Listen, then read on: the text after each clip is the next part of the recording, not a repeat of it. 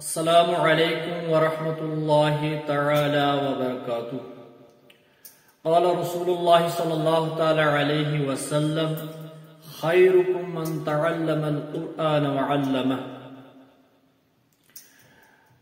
گر تمی خواہی مسلمان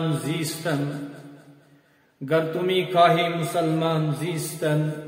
نیس ممکن جز قرآن زیستن۔ علامہ فرماتے ہیں مسلمان تب تک کامل مسلمان نہیں ہے جب تک اس کے ضمیر کو قرآن حکیم نہ جھنجھوڑے۔ قرآن حکیم ہمیں کس چیز کا مطالبہ کر رہا ہے، ہمیں قرآن پاک کی تجوید کیسی پڑھنی چاہیے، قرآن پاک کا مطالعہ کیسے کرنا چاہیے، قرآن حکیم کے رموز و اوقاف ہمیں کس طرح سمجھنے چاہیے، اور قرآن حکیم کا جو نور ہے علماء اسلام نے لکھا ہے، مشائخ کی اعزاز نے لکھا ہے، قرآن حکیم کا ایک نور ہوتا ہے جو انسان کو پڑھتے ہوئے جب یہ قرآن حکیم کے اوراق کھولتا ہے تو یہ انسان اس نور سے استفادہ حاصل کر لیتا ہے،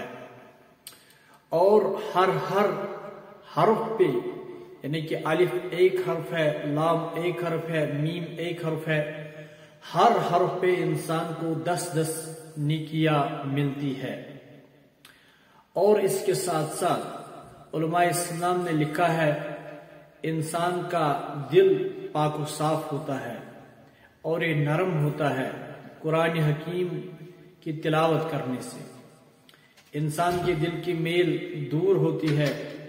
اور انسان کی بصیرت اور نورانیت اس میں دن بدن اضافہ ہوتا ہے۔ اس لیے فرماتے ہیں علامہ گر تمی خواہی مسلمان زیستن، اگر آپ تب تک مسلمان کامل نہیں ہیں، نیس ممکن یہ پاسبل ہی نہیں ہے جز قرآن زیستن۔ جس طرح انسان کو بازو کے بغیر مکمل انسان نہیں سمجھا جاتا ہے، آنکھ کے بغیر انسان کو مکمل انسان نہیں سمجھا جاتا ہے، ناک کے بغیر انسان مکمل نہیں ہے، یا باقی اجزاء کے سوا اگر کوئی انسان کسی اجزاء میں کوئی کمی ہے تو وہ ناقص مانا جاتا ہے۔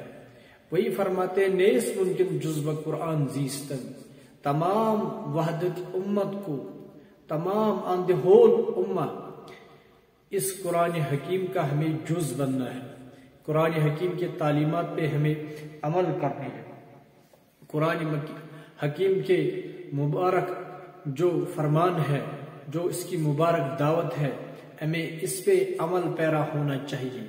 اور اس کی مبارک دعوت کو ہمیں پوری امت کے سامنے رکھنی چاہیے، اور اس کے ساتھ ساتھ ہمیں اپنے ضمیر کو بھی بیدار کرنا ہے، اپنے آپ کو قرآن کی تعلیمات سے لیس کرنا ہے، اور ممکن قوی ہے، امید قوی یہی ہے کہ ہماری روح بھی انشاءاللہ المستعان اچھی پرواز کل کو کرنے والا ہوگا، اور ہمارا دنیا بھی بہتر ہوگا، ہمارا آخرت بھی بہتر ہوگا۔ وما علینا الا البلاغ۔